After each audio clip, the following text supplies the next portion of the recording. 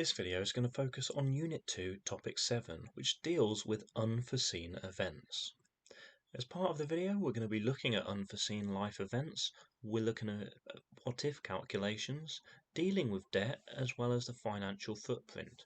We'll also be looking at how individuals can improve their credit rating, how interest rates influence the value of investments, as well as how inflation influences the value of investments. So to begin with, unforeseen events. What are they? Well, unforeseen events can really just blow even the best financial plans off course, and they include such things such as divorce, redundancy, illness, a sudden family death, war or conflict, promotion, a lottery win, or inheritance. So all of these are events that we can't plan for necessarily. They are unforeseen in nature. This diagram helps to show this in a picture form.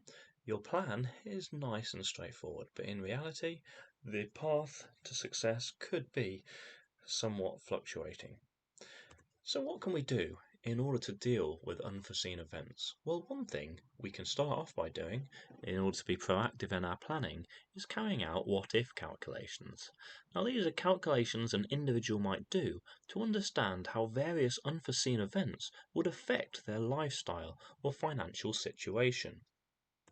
For example, what might you wish to consider? Well, what if tax goes up? What will be the effect of that? What if interest rates go up or inflation increases? What if exchange rates increase or benefits are cut? What if I suffer an accident at work or my partner dies? These are all what-if calculations that we can be proactive and consider in our financial planning.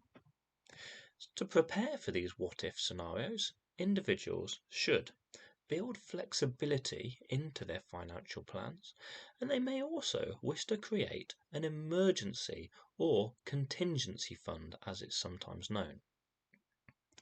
So, on the left, you have a diagram. This shows a typical example of a budget that leads to a debt spiral. This individual's income is £500 in each month.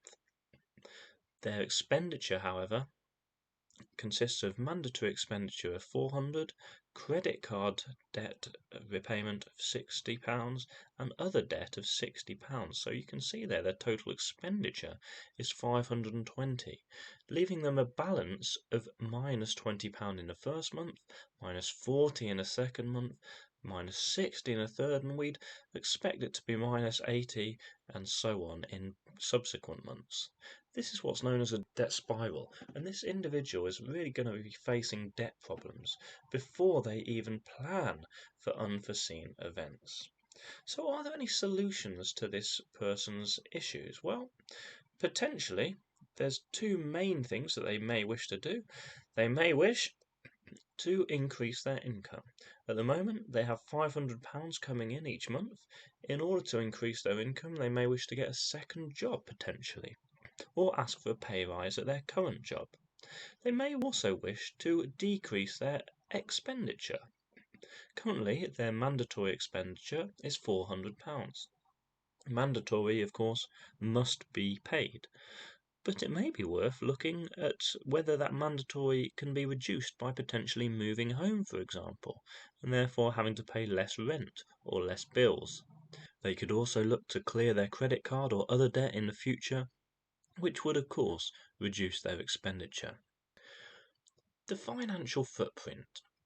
In this digital cashless age, every financial transaction performed by a customer is noted on a record. The customer leaves a financial footprint behind them, and others can follow the trail and see where they have been.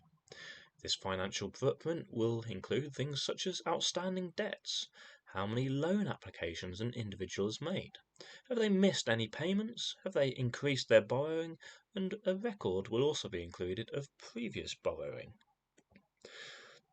So, how can individuals improve their financial footprint or credit rating as it's known?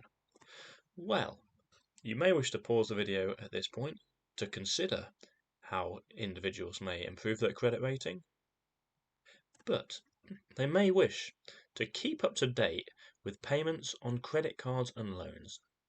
By avoiding defaulting, this shows potential lenders that you have a track record of paying off payments when they are expected.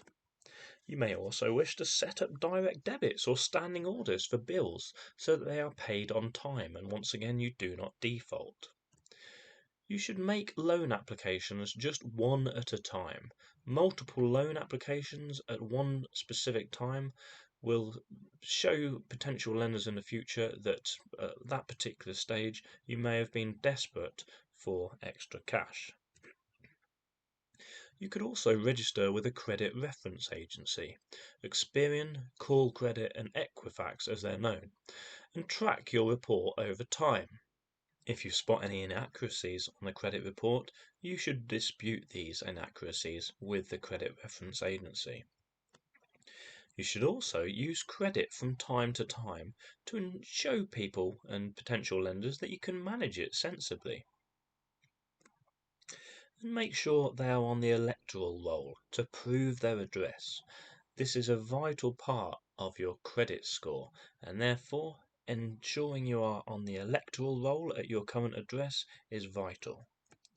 And finally, try to pay off any outstanding debt by showing potential lenders that you are paying off your current debt. This will make them more inclined to lend to you in the future.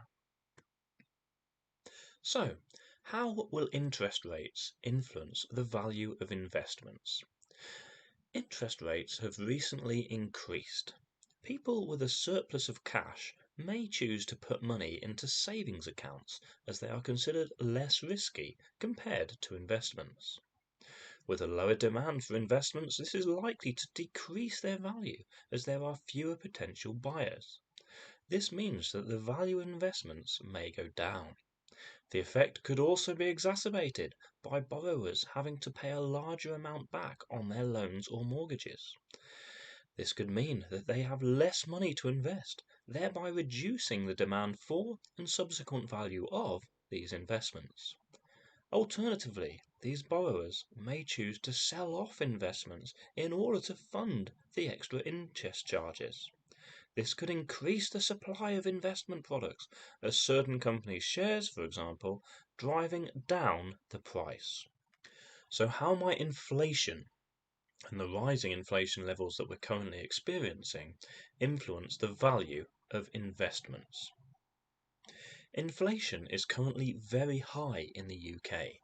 This means that many people may be experiencing a higher cost of living and subsequent reduction in disposable income. For this reason, it could be said that there may be less investment activity, which could therefore decrease the value of certain investments. However, investments have produced significant returns despite the fact that during the COVID pandemic, many people were out of work or on furlough, and therefore may have had significantly reduced income.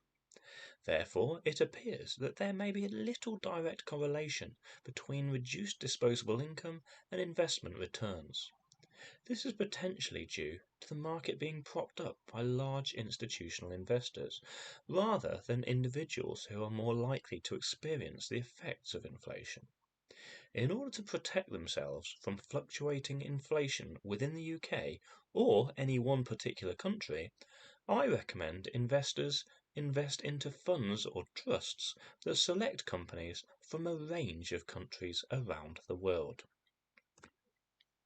So let's assess our understanding of Unit 2, Topic 7 with some multiple choice questions.